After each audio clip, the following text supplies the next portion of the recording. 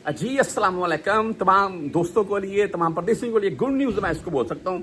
500-700 रियाल तो आपका इंशाल्लाह जो इस मसले से दो चार हैं, और मैं बोलता हूँ हज़ारों नहीं, लाखों मेरे परदेसी भाई, जिनमें लाखों पाकिस्तानी यकीन माने इस मसले से दो चार हैं।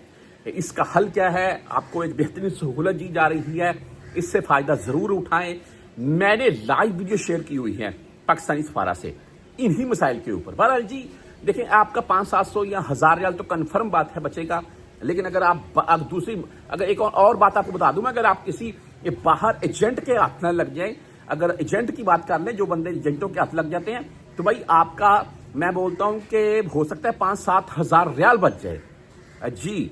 बहरहाल जी इकामा एक्सपायर है, हरूब है, बदून के फील्ड वाला मामला है।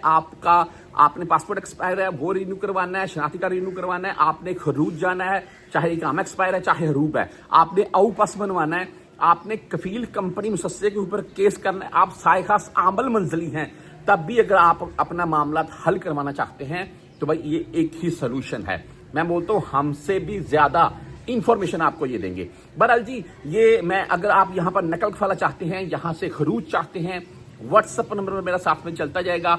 आपने मजीद इसके मतलब कुछ भी भाई पूछना हो मुझसे रब्ता कर सकते हैं, मैं आपको बता दूंगा। मैं एक खबर न्यूज की मतलब चलती है जी, मैं आपको यहाँ पर साथ में दिखा देता हूँ और तफसील समझा देता हूँ। मैं बोलता हूँ अगर आप तबूक से आ रहे हैं, ताइफ से आ रहे हैं, अबा खमीस से आ रहे हैं या बुरीदा हायल से आ रहे हैं, तो 200-400 रियाल किराया लगाने का फायदा नहीं है। अगर आप इनके नजदीक हैं तो यहीं पर चले जाएं।